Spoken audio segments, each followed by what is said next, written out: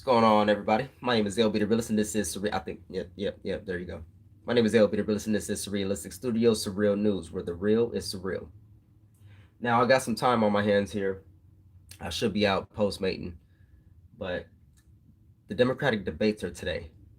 I believe they start at 6 o'clock my time, which is Pacific Standard Time, 9 o'clock Eastern, I believe, and it's in Miami. So I'm looking up news coverage right now because I'm kind of pumped. I'm pumped to finally see Tulsi Gabbard go toe to toe with Liz Warren. I'm waiting. I mean, I'm finally. I just want her. I just really want her to expose her, expose Liz Warren. And if Liz Warren is the truth, then I want Liz Warren to really earn my vote tonight. And I'm gonna try not to be so biased. I'm gonna try to give I'm trying to give everybody the benefit of the doubt. Even though some of these people that are running are just come on now. But I'm gonna give them an honest shot. I'm gonna let them speak for themselves, and I'm just gonna enjoy the show. The last the last debates, especially the Republican one. Oh, there's just there's so many golden moments, so many golden moments. Jesus. People with the loud motorcycles, I just don't understand. You know, but then again, I'm that asshole that's bumping his music loud. That's me. Yeah. Sorry for all those that don't like that.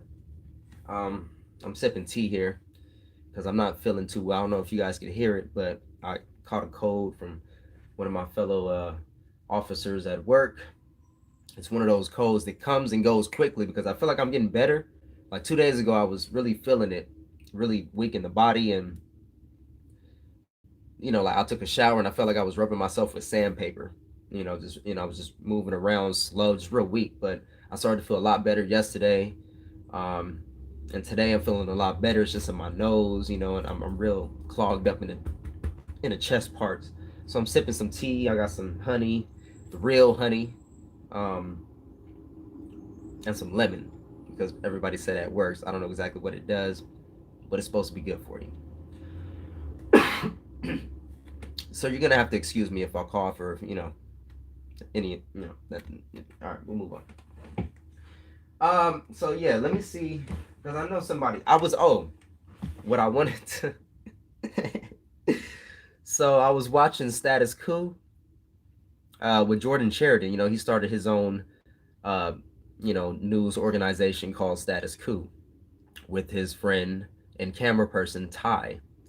Well, they went to the them debates and they got inside the building, but they wouldn't actually let them inside to where I guess where all the press and journalists were. They didn't. They saw Jimmy Dore. Jimmy Dore came over and gave her an interview and then left right back to her. But to be fair, Jimmy Dore came, I believe, I believe a surrogate, if I'm saying that correctly, if I understood them correctly, for Tulsi Gabbard, and they even saw Nico House.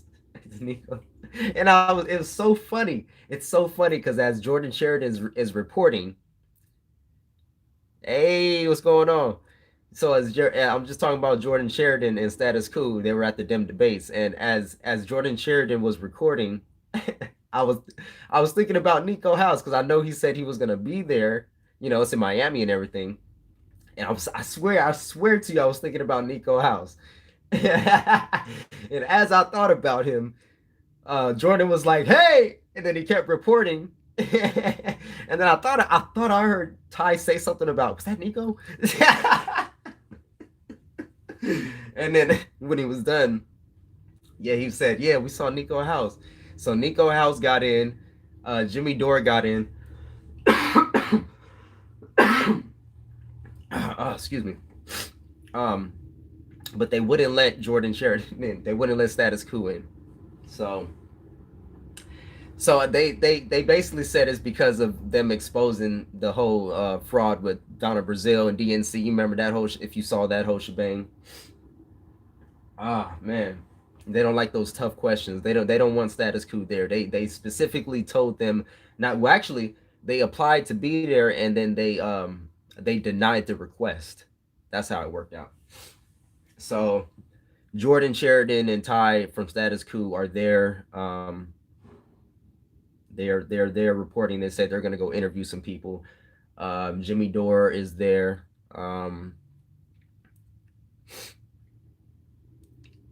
Yeah, they don't ever want to be held accountable for their crimes. Who? The Democrats?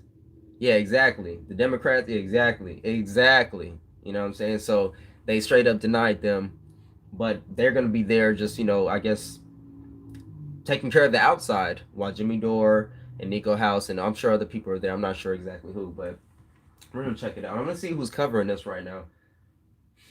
I'm just amped up right now. I got some time on my hands. I'm sick, really don't feel it. I feel it all in my throat too. I need to go warm this up. It's now it's getting warm. Uh, who's even who's putting this on? It's CBS, right? Is it CBS or? Yep, CBS. Yeah, they're covering it at least. So let me see. I don't ever watch mainstream news, but this kind of stuff, MSNBC is covering it, or they're the ones putting it on. Let me see here, just to see what kind of bullshit. I like to tune in. Rachel Maddow's the host. Oh yeah. You're right. So it's MSNBC. Yeah, you're right. She is the host. MSNBC. I'm working off of my I don't have Wi-Fi, so I'm working off of my phone right now. My phone's hotspot, so that's why it's being slow. Let me see. MSNBC.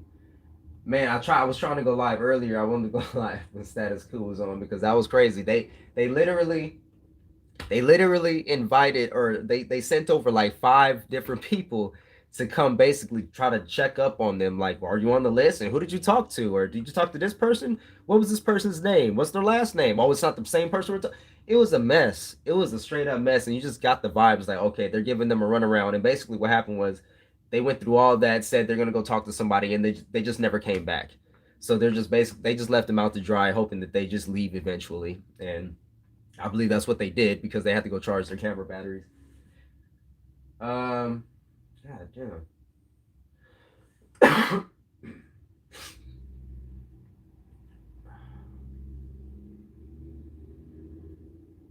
Do I just click it? I feel like there's something that's supposed to pop up right there.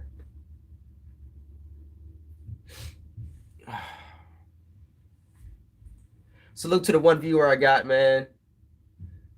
I feel you. I appreciate you. Let's see. How do I even let me see. Okay, there we go. That's how I see. Top chat, live chat, live chat. Oh man. There we go. There we go.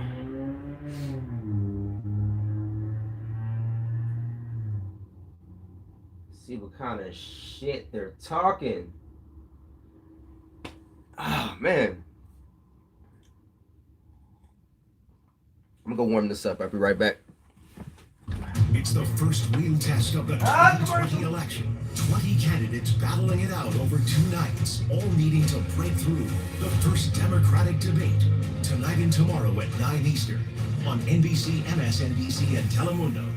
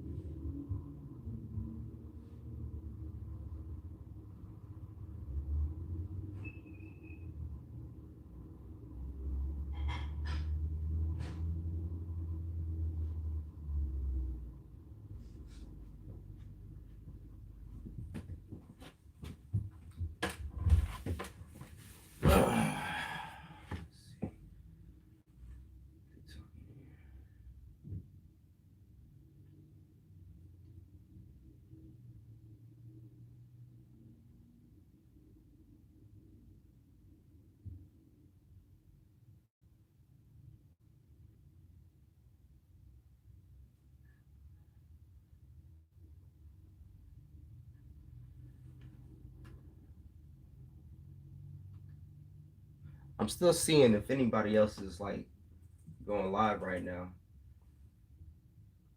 That's what I'm really trying to figure out. I don't think it's still really early. I don't think this even starts up until 6 o'clock. So, but everybody's getting there. Everybody's lined up. Well, they're already entering the building and everything.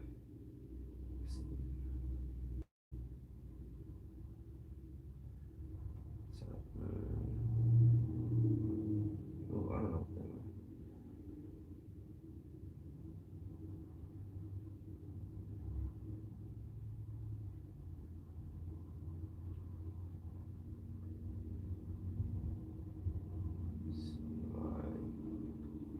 That's NBC right there. Oh, I got 2 viewers. How y'all doing? Tap in, Rachel. Yeah. Oh, hell yeah. Hells yeah. Everybody tap in with your boy LB the realist one time. Go ahead, leave me your thoughts. She says 2 now. Yep. Leave me your thoughts. Comment. You can ask me questions. I'm very open. Whatever criticisms, you guys can cuss me out. Hey, whatever. Let's see. Live in 25 hours.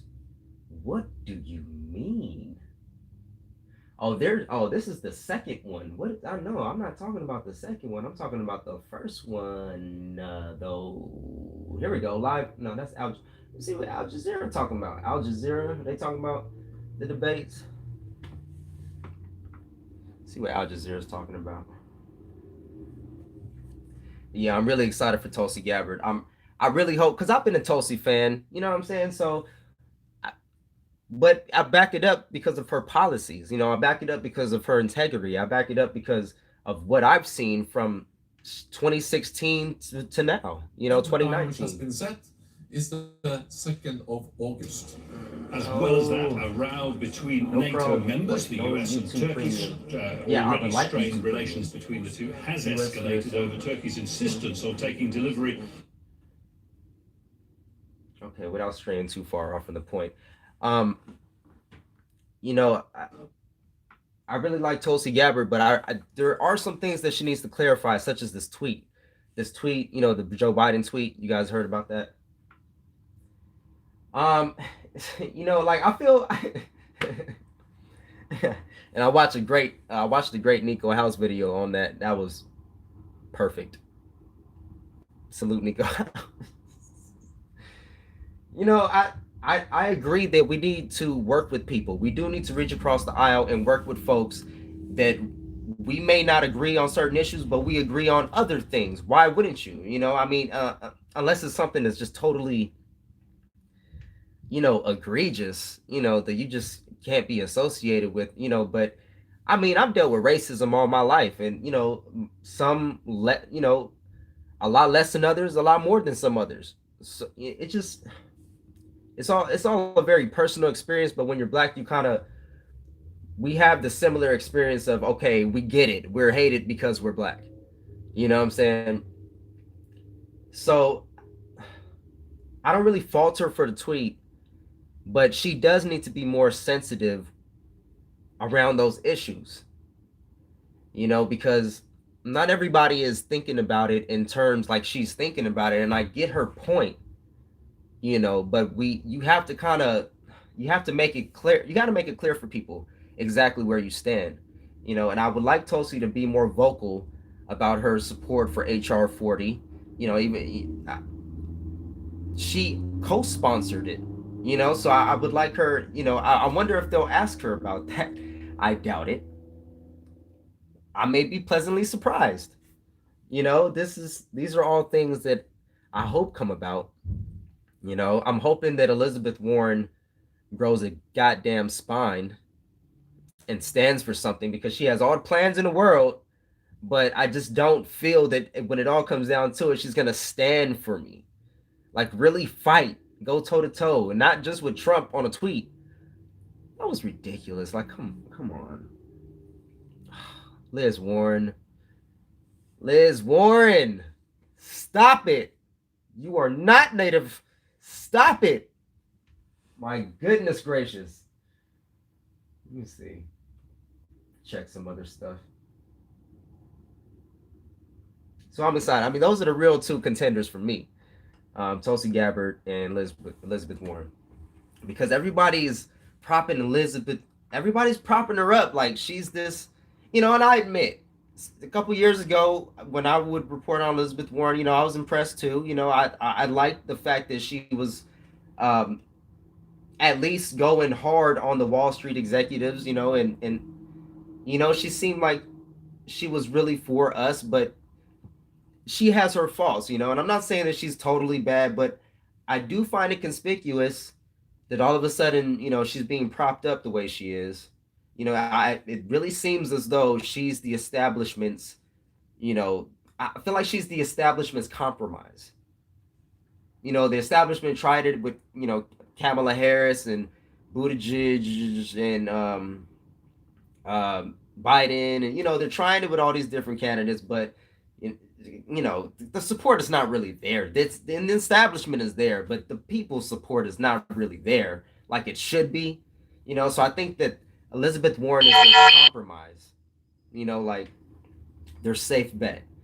So and there's a reason for that. There's a reason why she tends to not speak out when it counts. She plays it safe too much. She's too busy playing politics. I watched the video of her recently. They interviewed the candidates and they asked her, "Do you support Medicare for all, or would you rather build on the ACA?" And she answered yes. No, no. Come on now. Like that's the kind of iffy shit that I'm talking about. I had somebody actually tweet me or direct message me after I left the comment. After I left the comment, I believe, yeah, it was on Twitter. I forget what it was even to. I forget a lot of things. Too much weed. But basically, they tried to defend Elizabeth Warren after I left the comment. Like, yeah, I would like. What did they ask me? They asked me how. Oh, because I called Elizabeth Warren a faux progressive, a fake progressive. So they said, "Oh, how is she a fake progressive?" I'm like, "Oh, really? Oh, we're gonna get into this." Okay, let me just do it once and then that's it, because I have a tendency to I get into these tweet or these debates on Twitter or most times on YouTube, and it gets too drawn out. I have to go on a video and just talk it. It's just easier. But anyways, they why is she a fake progressive? And so I had to let them know. Well, she didn't stand out. She didn't stand up for Standard Rock when it counted. She's iffy on Medicare for all. She um she likes to give a talking to, a real nice talking to people, but behind the scenes, it's like she's not really fighting for us. She's not really. It's like her bark is louder than her bite. When it comes down to it, like for instance, uh, take the rigging situation of the primaries in 2016. And when Donna Brazile came out and she said that it was rigged, and so Elizabeth Warren came out and said it was rigged, and then they asked her again, and she was like, "Wait, did I say that? No, it wasn't really rigged, but it was unfair." It's like, come on, you gotta stand for something in this. You can't be a real progressive, and that's the problem. People people don't know what a progressive is anymore. Like,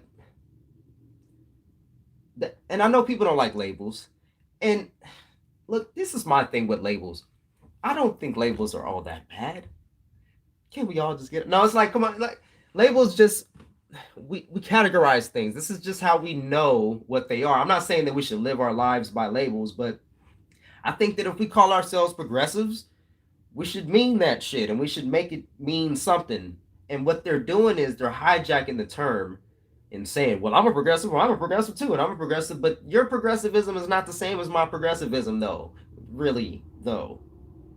Like you can't, in my progressivism, we progress no matter what. We don't believe in practicality.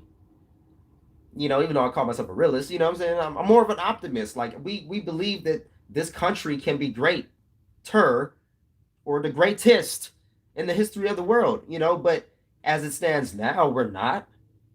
We can get there, but we can't get there with practicality. We got to get there with bold, progressive action, you know?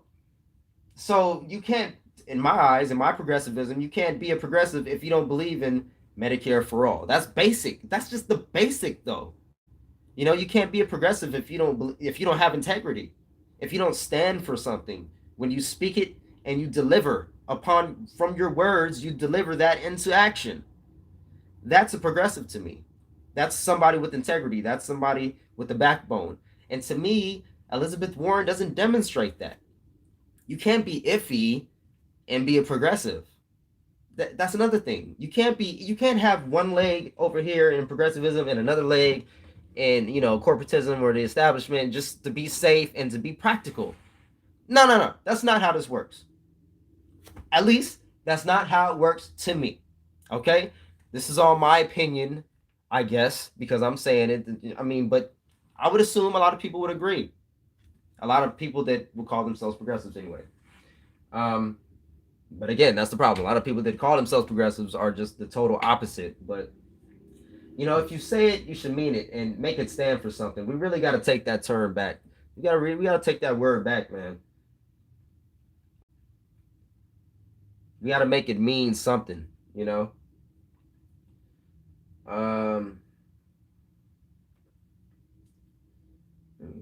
me see here. That was the second one. I'm looking for the first one. I don't think anybody has anything up right now. It's too early right now. It's too early right now. Okay, hold on. Here we go. Wait, is that for that? No, okay, that's something else.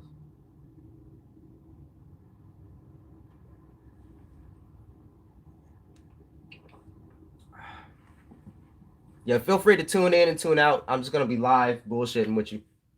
Oh, look, it's me.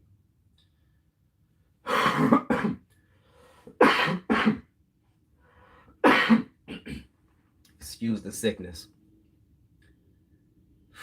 I'm telling you, this cold that I got, it's so easy to get. I feel like y'all might actually catch a cold just from watching me. I'm telling you, if you get a cold after this, you probably got it from me. I don't know how that shit works, but that's probably how it went. I'm telling you, that's how easy this dude from work got us. He got me, Martha. Larry didn't show up for the training day. I think he probably got like 2 or 3 of us sick. With how many of us are there? There's like 7 of us. He got like half the groups. So it was a real easy. It's not like he was coughing on us or anything. Just being in the same room was enough, But it was, it seemed to be going fast. I'm just got to get over this day. See, I'm the only person that's live right now as far as progressives or progressive commentators. Let's see. I'm going to go to, you said it was MSNBC. Damn, I sound horrible to myself. Do I sound horrible? Because I think I sound horrible.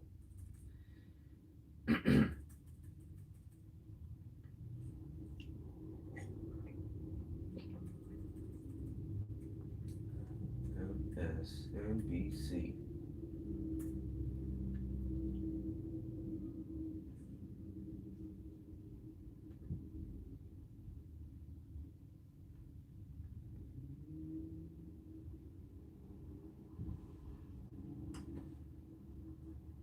Nope. Yeah, they ain't live right now. Nobody's live right now? Alright, it's too early. It is too early for the lives. Usually something will just pop right up on my home screen like, hey, nobody's going live right now. It's too early. Everybody just getting in, getting their seats, chit-chatting. The establishment is talking about establishment things whilst progressives talk amongst the progressives. Let's see. Or perhaps they're mingling. Perhaps they are mingling, I don't know. I wish I was there. I wish I was there. Hey, it's in Miami, though. Hey, I can't get that's across the USA. I only been to Miami one time. I was a kid. It's because my grandmother used to date a trucker. And, they got real serious, so they got a place out in Florida. And one day my grandma was like, you want to move to Florida? Or my mom was like, you want to move to Florida? With grandma, I was like, hey, Hey, because all I knew about Florida was Miami. Miami, the beaches, the food, the women, the culture, you know. But we didn't move to Miami. No, we moved to Florida. Um, we moved to Port Richey, Florida. Port Richey is a very small town. I don't know if anybody's familiar with it. It's by Newport Richey, Richport. It's like the Puerto Rico of Florida. But anyways, it was like a real country Florida. I had a lot of fun out there. I was only out there for maybe about a year, maybe a year and a half. Because I think me, my cousin Amanda, my mom, and my godfather, my cousin's father, Uncle George, we all drove out there. Yeah, that was a crazy road trip. We drove out there, but it was an experience. It was an experience. You know, when I was a kid, I got to travel a little bit, and I think that's important growing up. It's important to travel. One thing I didn't like is I moved too much. I traveled a lot, but I moved too much. You know what I'm saying? So that's what I'm trying to do in San Diego here. I'm trying to build upon something in San Diego. This is the first time I've actually stayed in one place for a long time.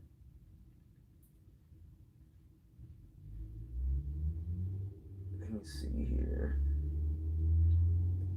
That was MSNBC. Let's try NBC. I don't think anybody is going live right now. I just want to see what kind of stuff they're talking, who they're propping up. They just brought up MSNBC. Oh, wait. What the hell? It's all the same, anyways. CNN. Let me try CNN.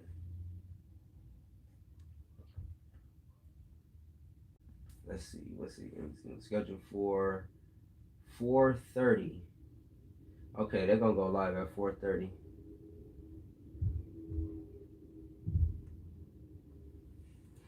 They're going live at 4:30. All right, NBC. CNN. I've been getting into a lot of spirited conversations or debates with my dad lately. My dad is a great person, man. I love that guy. He has my same name, Ari Lamar Bones. He's senior, I'm junior. We kind of look alike sometimes. If you guys see my Instagram, I post pictures of us. But we get into these real spirited debates because oh my god, he's a Democrat, but he says he's not rah rah Democrat, like he's black first, but at the end of the day he's de facto Democrat, but he's strongly for Democrats. Like, he'll defend Democrats, and he'll defend like Russiagate, and and like he'll defend the media a lot of times, in a lot of ways. It's like, oh my god. And just getting into debate with him is just the funniest thing, because he voter shames too, and I'm like, Dad, you can't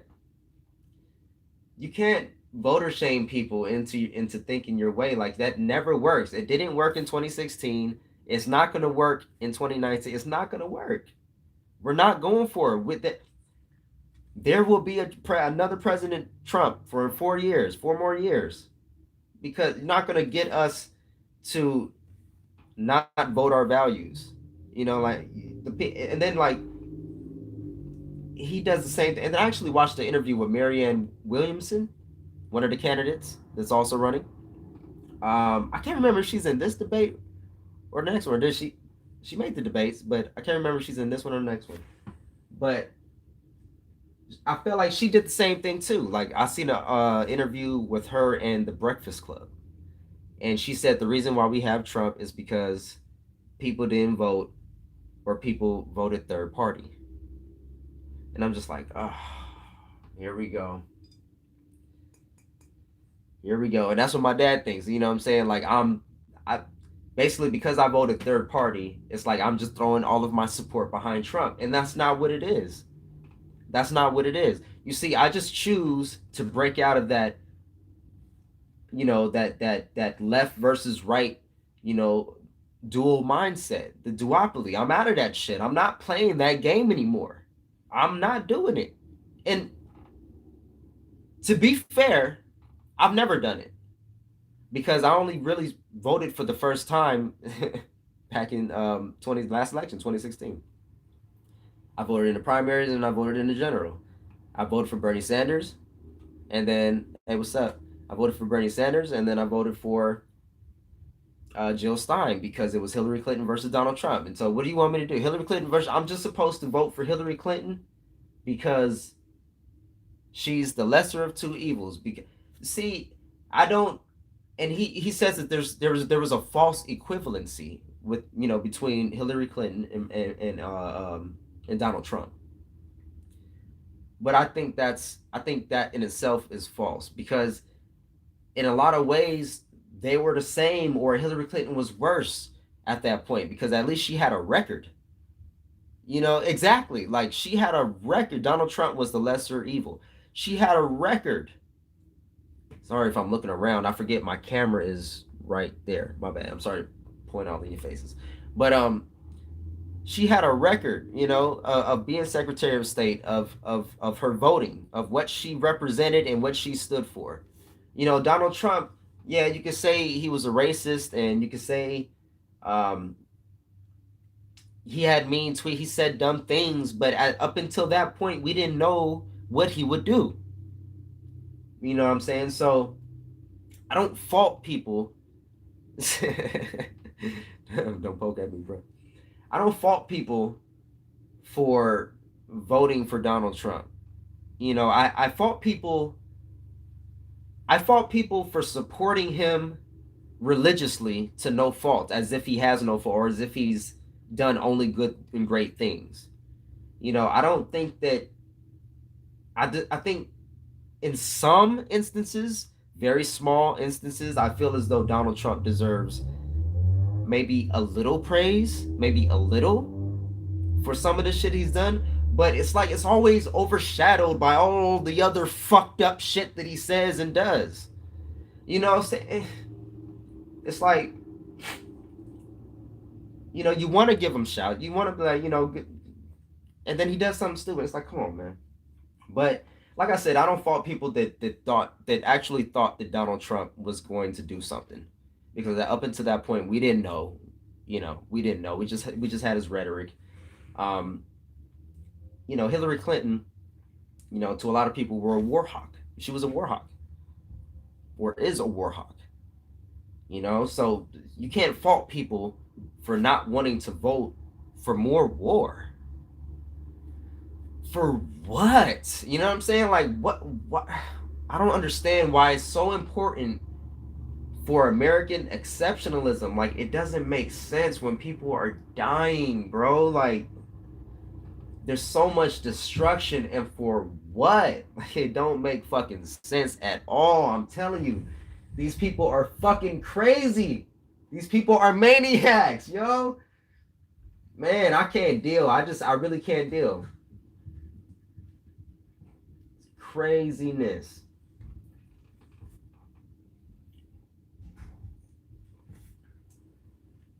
Let me see what we got here.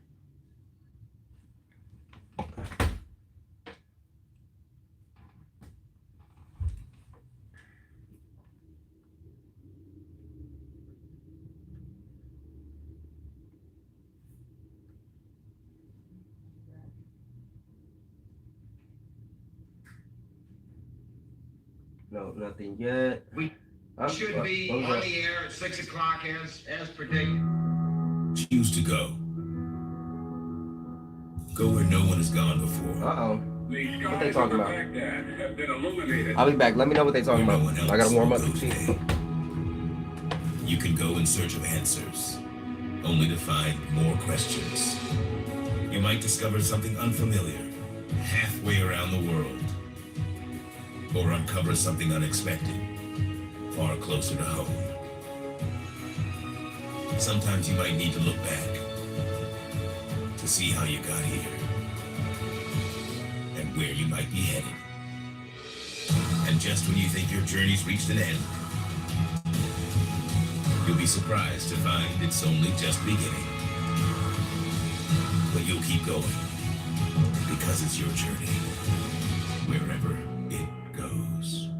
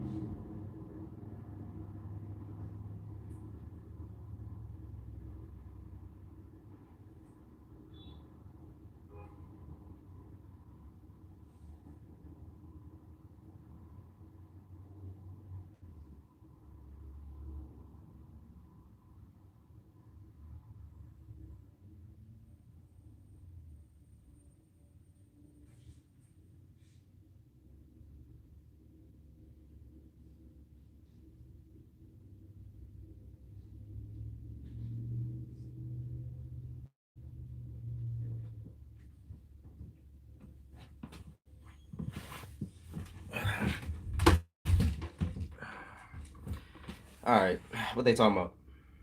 Bullshit. What's on your mind? What do you want to see in these debates? Who are you guys rooting for? I'd imagine Tulsi.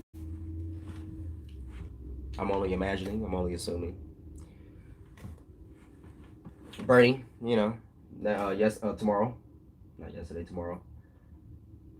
I will be rooting for Bernie. I got a little salty at Bernie. I'm not gonna lie. I got a little salty at Bernie because of the whole reparations thing and how he kind of blew it off. I know. Look.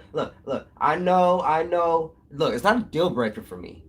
I'm just saying it bothered me. You know, because as a black person, I don't like Nico said it. Nico had a great video today. He had a great video and he expressed how a lot of us feel. Like we don't expect everybody to get it, but we expect to have the conversation. We expect there to be an understanding that, hey, I don't get it, but this is still fact. This is still happening. And it's like, I don't know. I just want to see more from Bernie on that. It bothered a lot of people. Let's see. I want to see Tulsi call out war. No, don't disappear. Don't disappear. Okay, hold on. I want to see Tulsi call out war criminals for war crimes by pivoting from any question about Russia. God dang it. My bad. I want to see Tulsi call out war criminals for war crimes by pivoting from any question about Russia to Julian Assange. Yes, I definitely want to hear about Julian Assange. WikiLeaks. Tulsi is the loudest voice on that, as far as I know. She's the loudest voice on that, as far as I know. And of course, they gonna bring up, what's his name? My bad, people. I got a phone call and it totally disrupted the flow. Yeah, but I definitely want to hear about WikiLeaks and Julian Assange. This is just funny how people turned on him. It's just funny how people turned on him, right? Man, that's crazy. That's crazy. All because of the election. The election really shed light on a lot. Like I've learned so much information. I've gained so much more knowledge. It's incredible.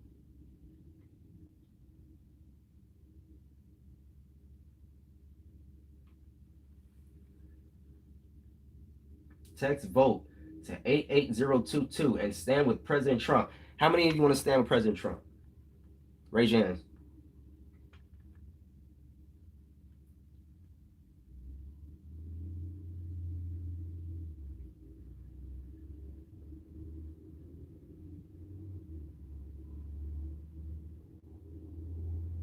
They giving me the latest right there. So we got posted right now. We got Secular Talk, Humanist Report, Status quo was up there 6 hours ago. They're probably charging all their batteries right now. That's what they're doing. I'm glad that we got people like Jordan and Ty there covering this stuff, or at least attempting to cover, what's going on. At least they're covering the outside portion of what's going on down there, so that's good. That's what I'd really like to start doing too. I really want to get out there on foot. Let's see.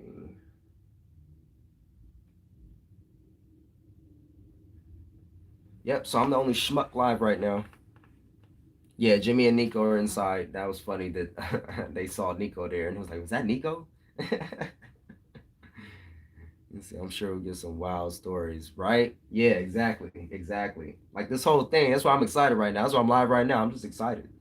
I'm excited. I'm ready to see this all go down. Tulsi Gabbard needs to shine. They really need, I know, and this is what I hope doesn't happen. I really hope they don't make this all about Trump. I really hope they don't make this all about defeating Donald Trump. Let's see. I have a new website launching, actionforassange.com. All right. Is it up or is it coming up? That's good. That's good. Yep. He's got the hearing next year, I believe February. It's up. All right, people. So if you see this message, everybody go to action4assange.com. Actionforassange.com. Definitely, we're going to check that out. Let's go into it right now, actually. Let's see.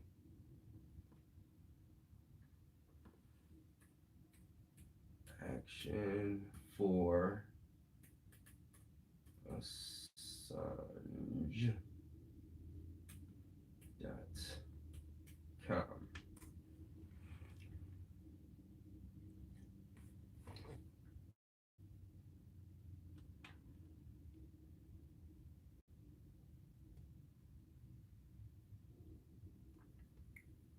Yeah, you think they're gonna try to keep it Trump and milquetoast? I hope not. I really hope not. I hope Tulsi doesn't devolve into that. I hope. I really. Let's see. Where did I type it in? I didn't do the www. Is that why I didn't? Maybe it's got to do the www. Actionforassange.com.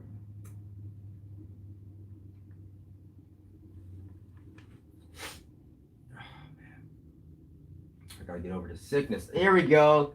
Hey.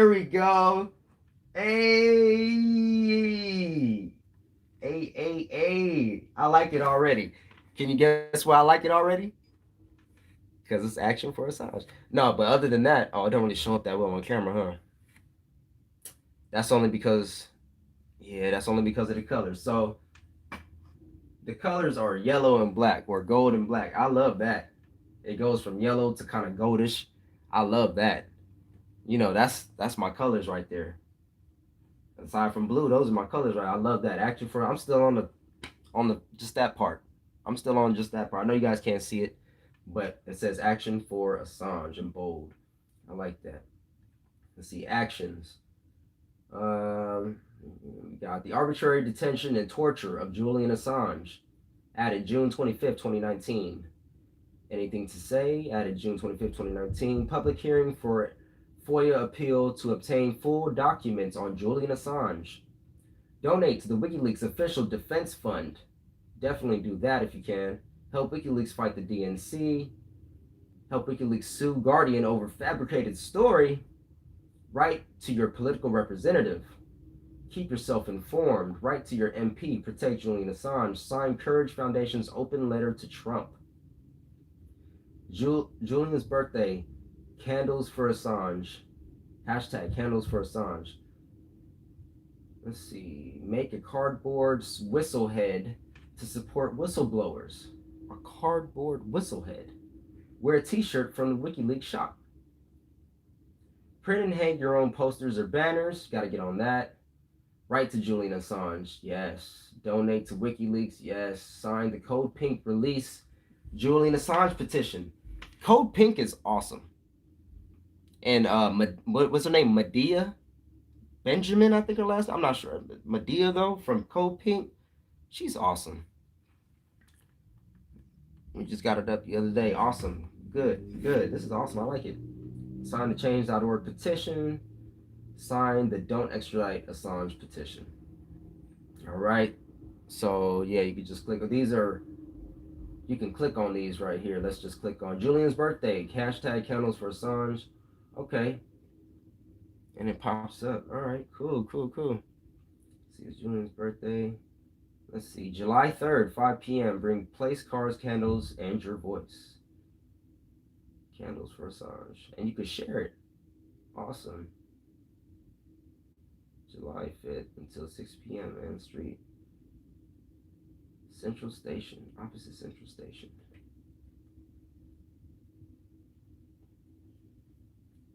I love it. Yeah, I love it. Andrew, put your Twitter handle up there so people can follow you if they don't already, that is. Andrew. Yes. I love it, man. I love it. Action for Assange, people. This is what we need.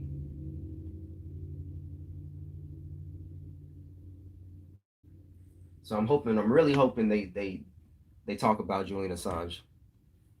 There you go. At Andrew Zygmunt and at Action for Assange. Am I following at Action for Assange? I should be.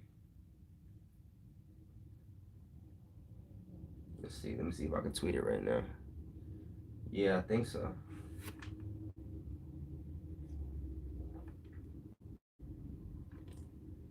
If I'm not, just let me know. I'll follow you. I just forget a lot of shit.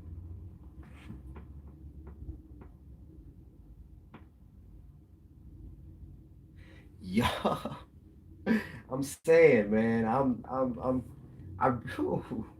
on, please, Tosi, please go on the offense, girl, go on the offense. You got to get this in the bag. We got to make this one. We got to make it so that it's not a doubt anymore. There's no doubt. Like Tosi is hovering at 1% or 2%. No, it's like we got to shoot her. You know what I'm saying? Like, bam, she's got to hit that 4, 5, 6% right off bat. Like, I hope she just comes out knocking heads, figuratively, metaphorically, not literally. Let's see, Julian's birthday. I gotta log in though. I thought I was already. This is my computer. Like, how am I not? Oh, this is a new computer, I guess. All right, let me log in. Hold on.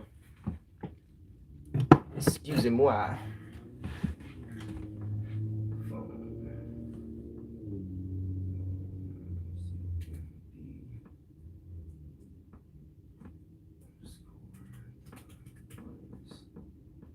Password. There.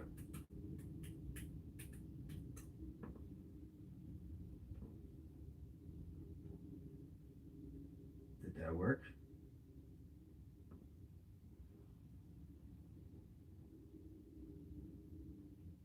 No, didn't work. All right.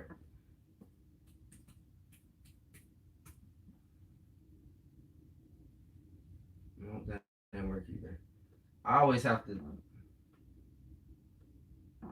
That's the chair for those of you wondering if I'm farting. I always have to enter my password 80 million times because I either forget or I just gotta remember which password I used.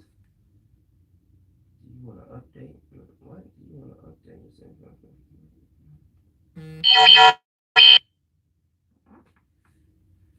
Let's see what I got. Hold on. Excuse me. I don't mean to be all up in y'all's business. Action for Assange is following me. All right, cool.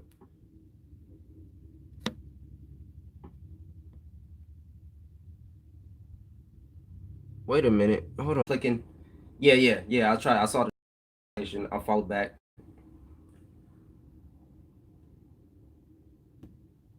Now the computer's not working. Dang. Was that because of me? I think that was because of me. All right, let me see.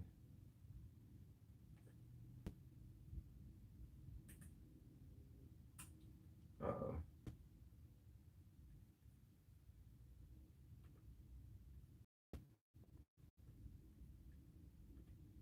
go.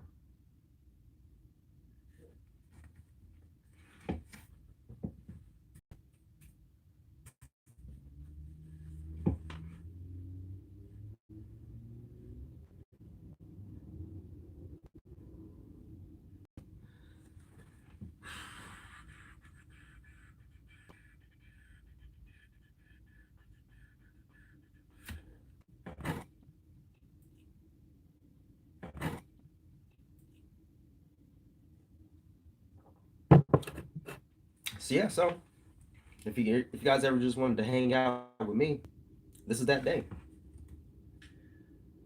Ooh, I'm not gonna lie, I'm getting hot in this sweater. I know you guys are probably wondering why I'm wearing this goddamn sweater when I live in San Diego, California. I'm sick. I am sick. I am sick. I am sick. Let's see. TYT's live now. Do you think I should go to TYT?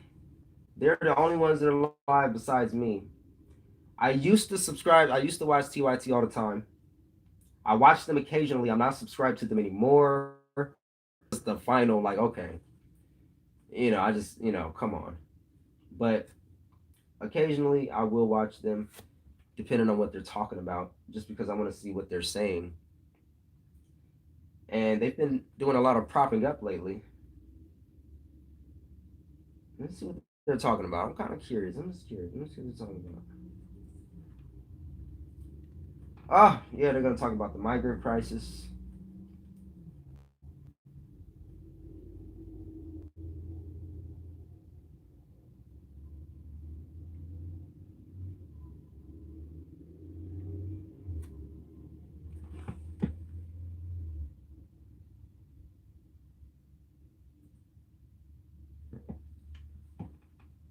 See.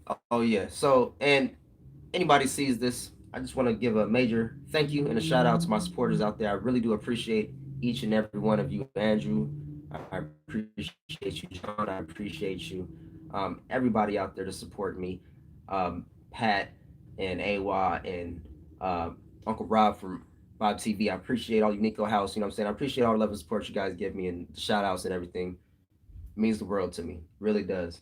It really does. It all counts.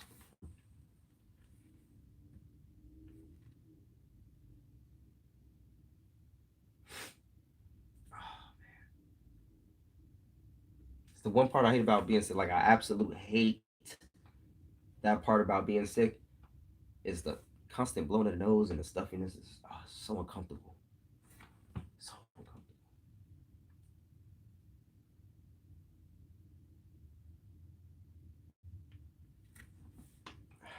Let's see, the live chat is on. I know you guys can't really see it. Dang, I wish, in a more perfect world, I would have the. Do you think they did a fair selection process for debate schedules? I'm gonna attack that one first. Yeah, I mean, who knows? I really don't know. I really don't know. I don't know. I mean, I think so. I don't see why. I don't know. Do you think it was planned? I mean, do you think what would be the reason for how it worked out the way it did? If they planned that, if it was all organized that way. I just, maybe Tulsi and Bernie would have been on the same stage, or I don't know. I like the setup. Honestly, actually, I like the setup. I like the setup. Let's see. If I get a free Assange online vigil started, would you like to come on?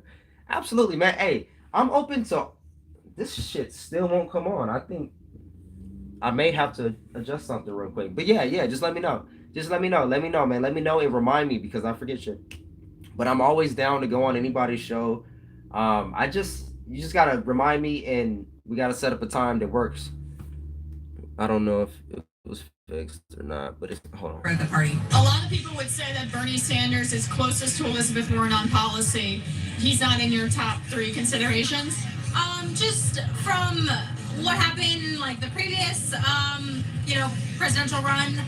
I was for him for a while, but You're- these guys are a little too extreme for me. Oh, I don't know if it Okay, was so fixed that's or not. a few individuals. It's obviously not the same as Shout out doing a TYT. broad-based survey or anything Trying to like answer that. a question. All right.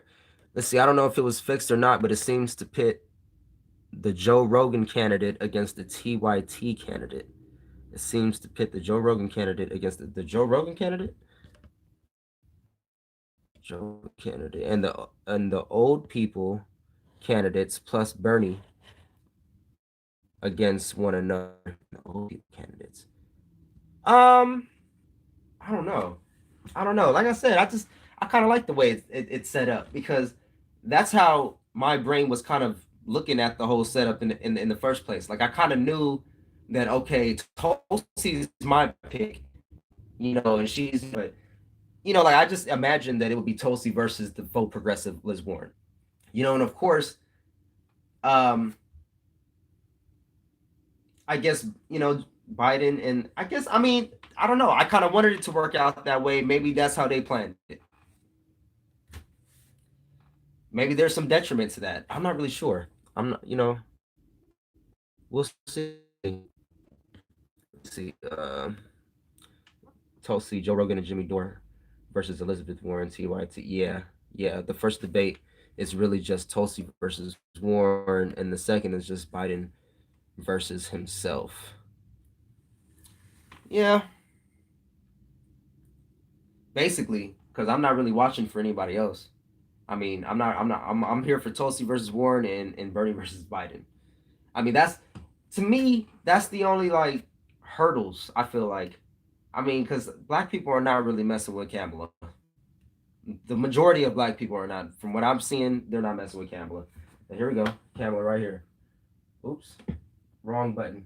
2016, and I got crucified by both Bernie supporters and Warren supporters. And what I meant is, both of them, like the Bernie supporters were like, yeah, right, like she, like whatever straw man arguments they had. And then the Warren supporters were like, how could you compare her to him? And I think there's this race to see who's the most left and radical. And I think that both are very strong women. In fact, the thing that people don't think about is that Warren has a lot of relationships with some of these other candidates. In fact, Warren is the candidate that they would vote for if they weren't running, to be quite honest with you. That's an interesting point. Yeah. I guess we all come from a different perspective. For me, like my front two and Warren. Mm-hmm. And what consoles me about any one of the two losing, if they were to, and the other one were to win, is why is there so much big ticket things that I want Tulsi? that they've. I'm waiting for Biden to go down on the polls. He already had like a little dip already.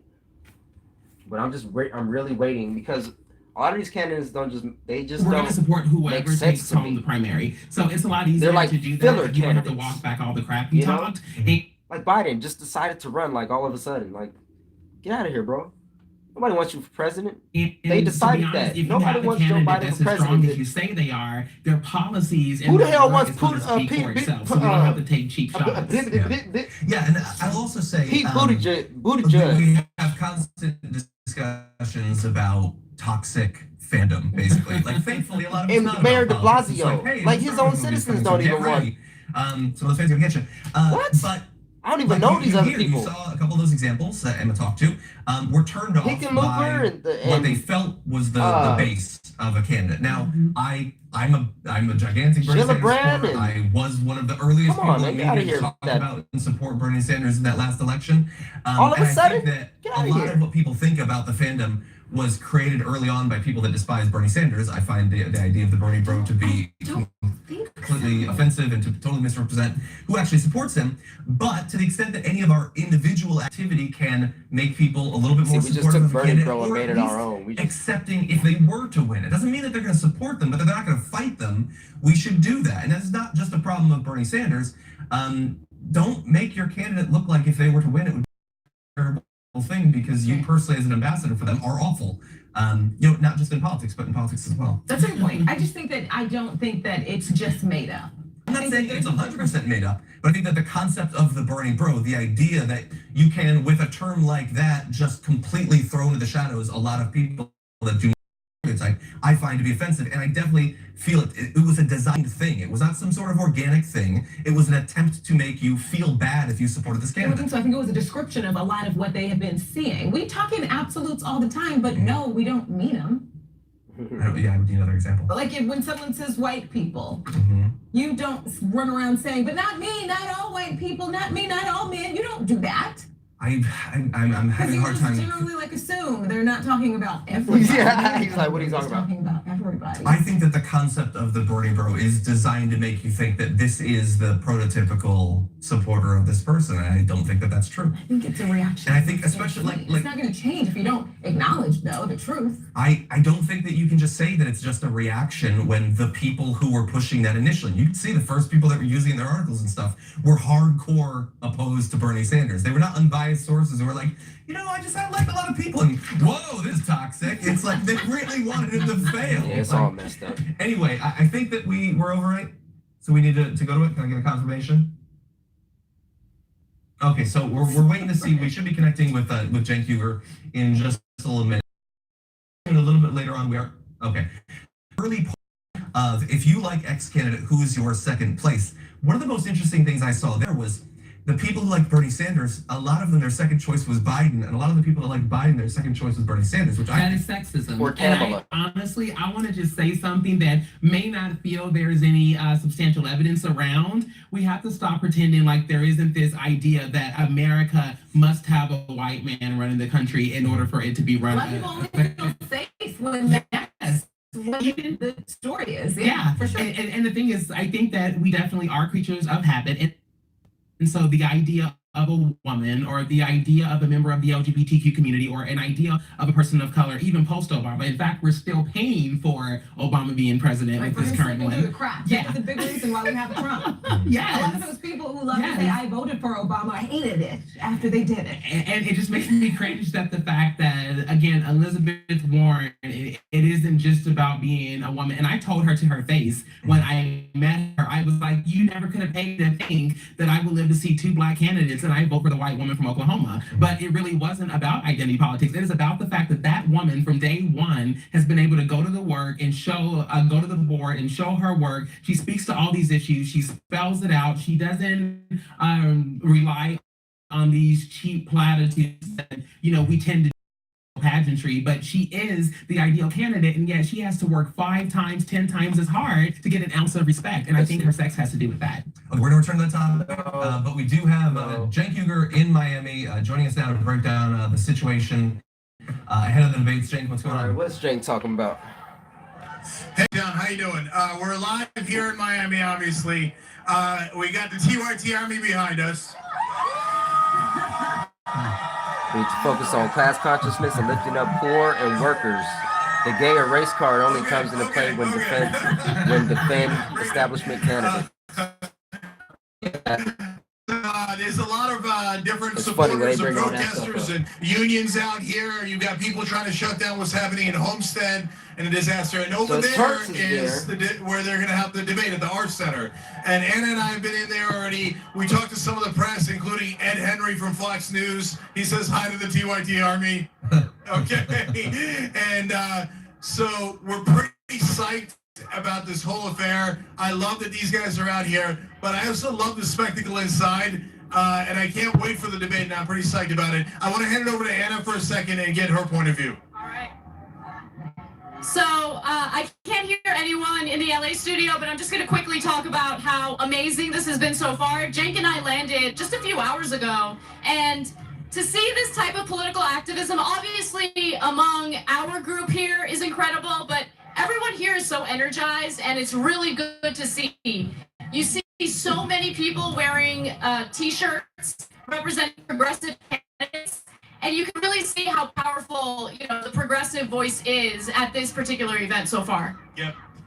There are not a lot of supporters so far for more establishment or centrist candidates. John Delaney's got a couple people out here, but outside of that, it appears to be more progressive supporters, which makes sense because they have more grassroots support. So that's sort of what I'm interested in. I mean, right now, as of the most recent polls I've seen, Joe Biden is still at like 25, 26%, which would imply, since he has the most support, he should have the most representation outside of a big debate like this. Have you seen anyone who's like, Biden, Biden? Yeah, they're chanting like crazy out here, going status quo Joe, status quo Joe. No, there's not a single person for Biden here. And that makes sense because his support is super soft.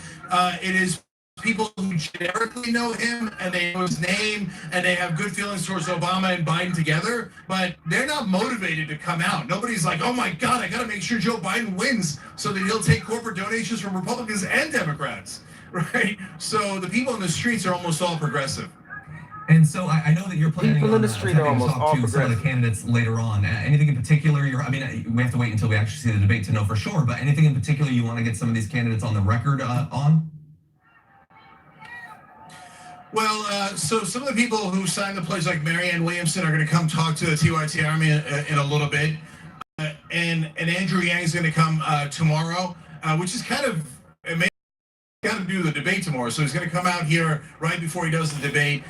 When we're in the spin room later, obviously we want to ask them about the pledge for those who are still on the fence, whether it's people like Kamala Harris and Booker and Gillibrand who've said things that are aligned with the pledge. So I don't know why they wouldn't sign it unless they don't want to fight for those things. So we'll ask them. Then obviously there's the people who are not progressive, and that's okay. When I'm in the spin room, if I can get those candidates, I'm going to ask them tough questions about where they stand, and they should be proud of where they stand. Otherwise, they should switch their stance. That seems to make sense. Has there been, outside of you said you had individual supporters of different progressive candidates, in terms of organized, like either like groups that are protesting outside of the debates? I know that the Sunrise Movement was planning on having a showing there. I'm hoping that much public pressure will put pressure on the moderators to ask questions about the climate crisis. Did you see any of that sort of organized showings?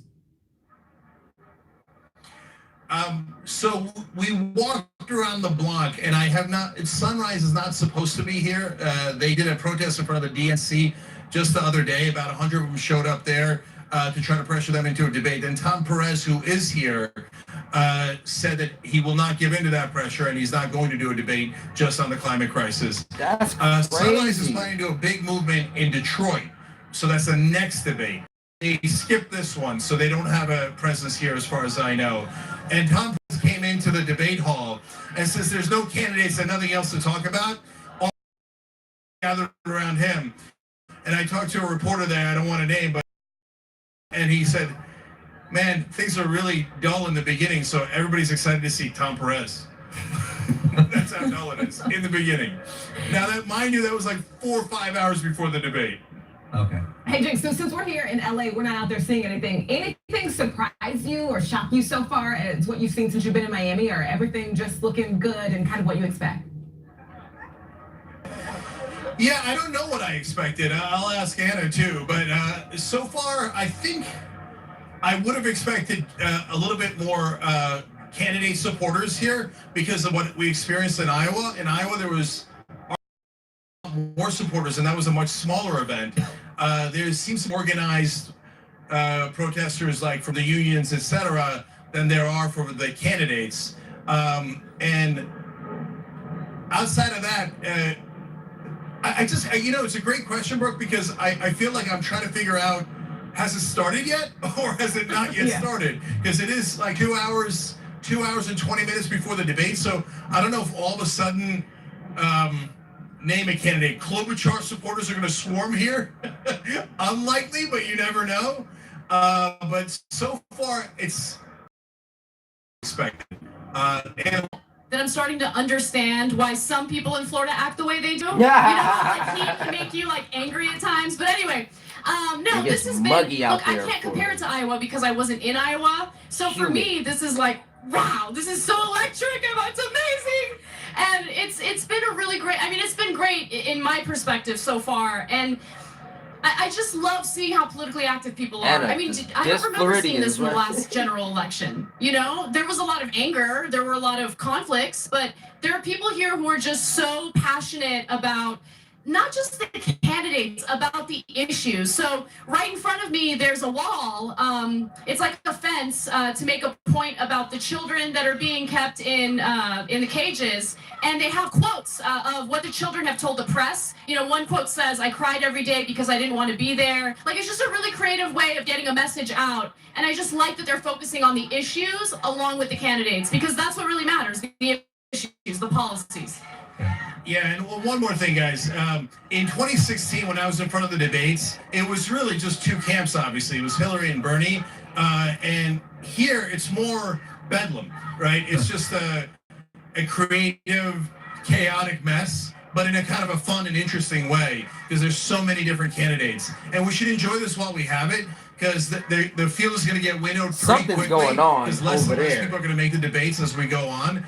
So I like this creative mess that we're seeing here, and look, we got a look at Anna. Big presence, Anna. not just for the TYT Army, but as we walk through Beto supporters and Tulsi supporters and Warren supporters. Honestly, they all I can't wait to see Tulsi go on the offensive. Right? Yes, have you seen the other interview with Constance? No, I haven't seen that one. As sometimes we tweak some of the candidates because that's our job, we still got a lot of love in those communities. And so it's great to see Beto supporters so animated about the Young Turks. And so it's hard to see it unless you're in the field. And it's great to see it here. Yeah. So you guys want one chant before we go? Yeah, we do. What do you got? All right, they want a chant, guys. You guys ready? All right. What do we got? TYT sign the pledge? All right, go. You lead. TYT sign the pledge. TYT sign the pledge. TYT sign the pledge. TYT sign the pledge. TYT sign the pledge. TYT sign the pledge. TYT sign the pledge. Okay, I'll sign it. Jeez. All right. What do you think about the pledge? I just think, it's empty promise.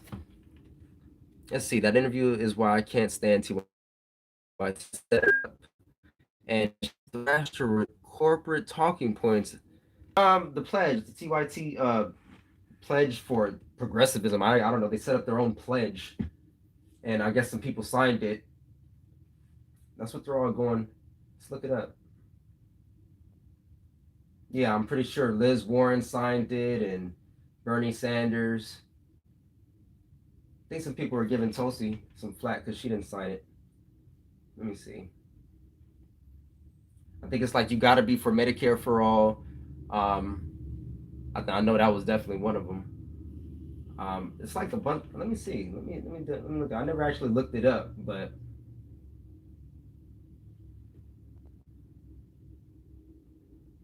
everything runs slow. Everything runs slow when I'm using this hotspot. Let's see.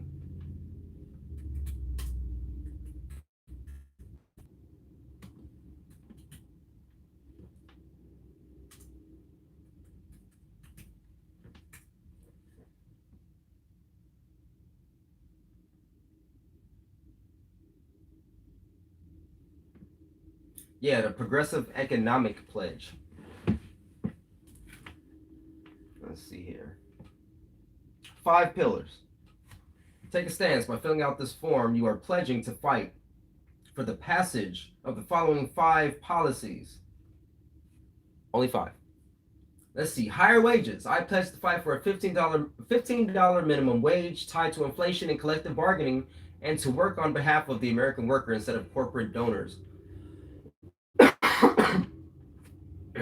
Excuse me. Medicare for all. I pledge to fight for a single-payer Medicare for all healthcare system that transforms healthcare in this country into a right, not a privilege.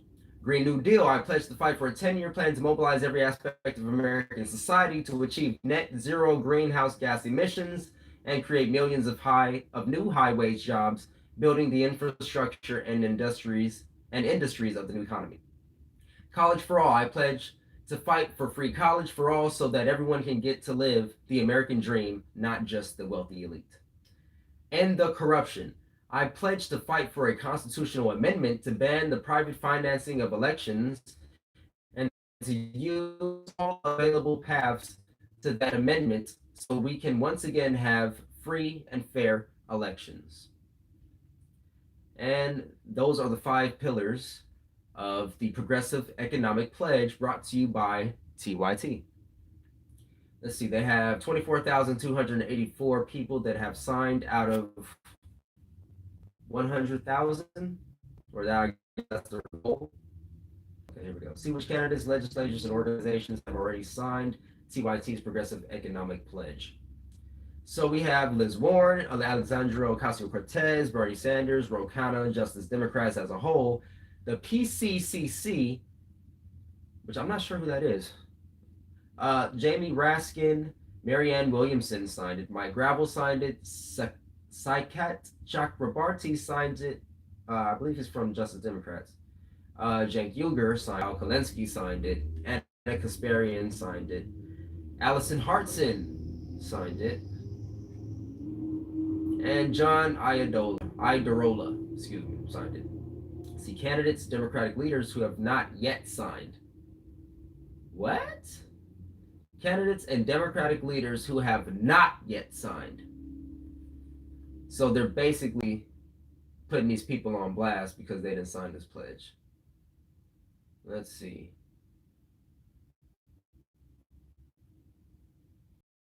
Among some of those people, Bill de Blasio, Michael Bennett, Joe Biden, Cory Booker, Julian Castro, Kamala Harris, Andrew Yang they put up here. Interesting. Chuck Schumer, James E. Clyburn, just some of the people they put up here. Debbie Stabenow, Nancy Pelosi, Amy Klobuchar, John Delaney, Tulsi Gabbard, Kirsten Gillibrand. So this is what I don't like. This is what I don't like. They put up people that have signed the pledge, and then they put up candidates and Democratic leaders who have not yet signed. And then they got Tulsi Gabbard's face amongst all these other people. That's what I don't like. Don't equate Tulsi Gabbard with the likes of, you know what I'm saying, Cory Booker and Joe Biden and Klobuchar. Like, are you kidding me right now? Are you serious? They've been on this offense with Tulsi Gabbard lately, and I don't understand why. And mind you, there's nothing in those 5 pillars about stopping nonstop war, about the wars. Nothing about that. You know, it's just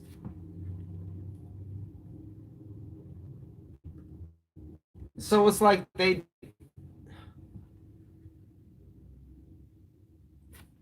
let me see.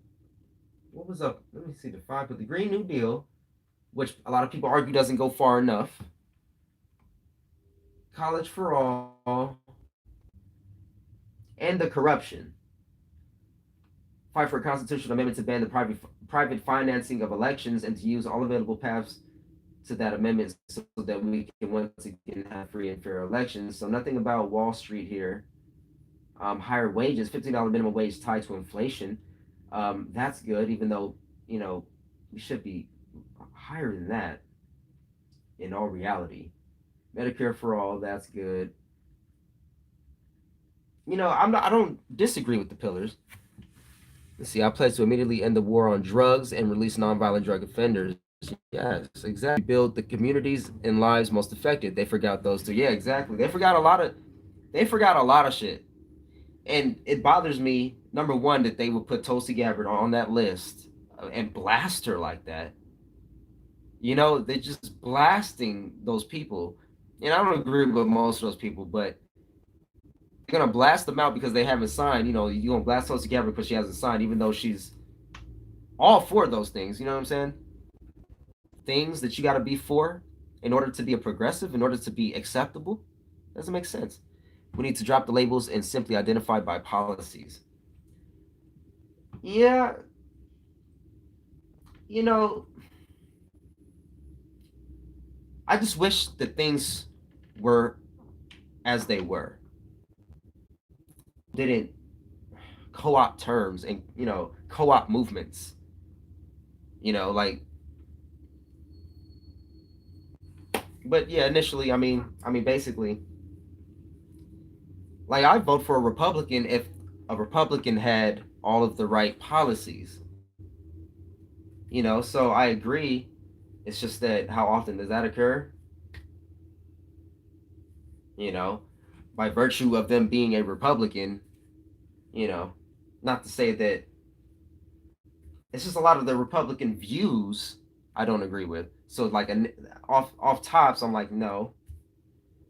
But that's how I feel about Democrats as well. I mean, I don't, you know, even though I support Tulsi Gabbard, I feel as though Tulsi Gabbard is the only person who's shown a willingness to break away from that establishment. You know, she goes after Democrats and Republicans. She goes after everybody, you know, and it means more to me that she goes after Democrats because that's her own party. Let's see here. The only left-wing movement that didn't get sucked into the Democrats was the 1970s anti-nuclear weapon movement. The movement created the Green Party. Oh, that movement created the Green Party. That's awesome. Yeah, and I've been having feelings of wanting to join the Green Party too, but you know, I don't know. Like I'm still kind of on the fence about it. I'm still on the fence about it. I've been doing research and everything like that. And I'm just kind of like, I want to say join the pirate party. I think it's around here. There's a pirate party? Get out of here. Get out of here.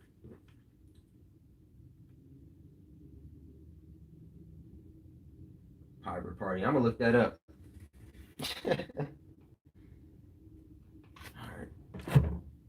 All right, well, I'm going to go get some more tea. I'm going to go get some food. It is about 3:55 p.m., about 4 o'clock.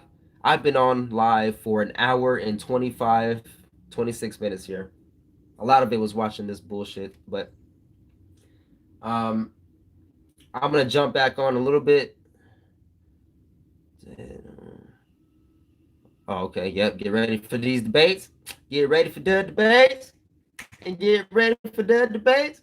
I'm getting ready. It's 4 o'clock. I think they start at 6. So I got 2 hours, about 2 hours now.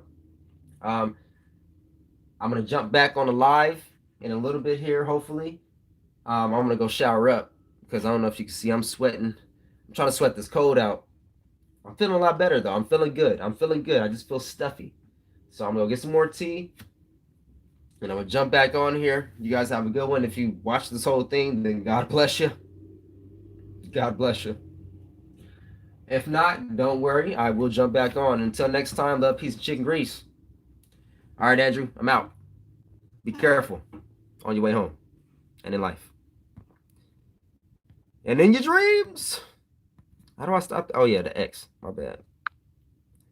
Later.